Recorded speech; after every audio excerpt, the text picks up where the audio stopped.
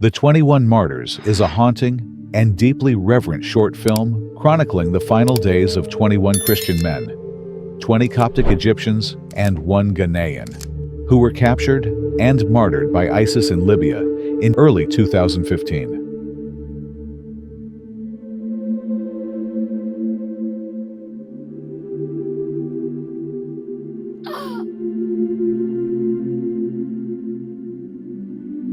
They were led to the slaughter by their merciless butchers, offering neither resistance nor revolt. The video unfolds through narration and dramatization, starting with the peaceful invocation of Christian liturgy and progressing into a harrowing account of suffering and unwavering faith. 7 Coptic Christians were captured in a roadside raid, 13 in a nearby town, and 1 later, who was Ghanaian, were united in captivity and subjected to both psychological and physical torture in an effort to force them to renounce their faith. One man, Matthew from Ghana, chose to remain with the others despite being offered a chance to leave, declaring that their God was his God too.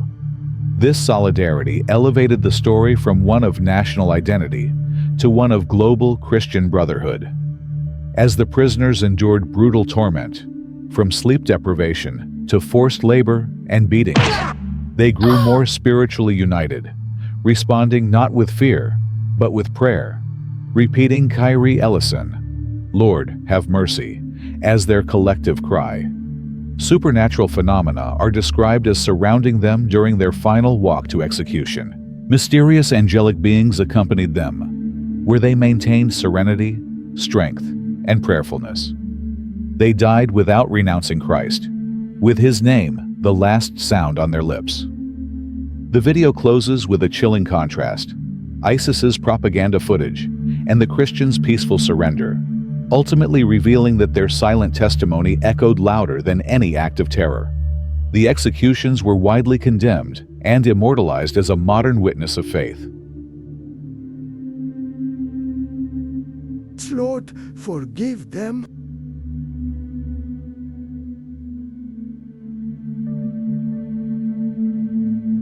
The 21st is not merely a chronicle of martyrdom. It is a love letter to faith under fire and a luminous testament to human courage in the face of evil. What stands out most is not the brutality of ISIS, but the unwavering resolve of these men who, when stripped of freedom, dignity, and life, held fast to the one thing they could never be forced to surrender: their belief in Christ. Matthew from Ghana is the soul of this story. His decision to stand with strangers from another country, claiming their God as his God, is one of the most powerful acts of love and spiritual solidarity imaginable.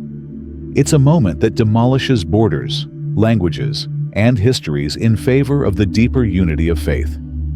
The account of the men praying Kyrie eleison as the ground quakes is deeply evocative, suggesting that even nature bore witness to their suffering and their sanctity. Whether or not one interprets the supernatural elements literally, their inclusion reflects a deeper truth: that there was something otherworldly about these men's courage. Their story evokes a sacred awe, the kind that leaves you quiet for a long time after. In a world that so often glorifies power, the 21st reminds us of the power of humility, of quiet conviction, and of a love so profound that it lays down its life rather than betray its heart. These men didn't just die as victims, they rose as saints. Their legacy is not one of horror, but of hope. Their blood in the sand has become, for many, a seed of spiritual awakening, a reminder that love, even in death, cannot be silenced.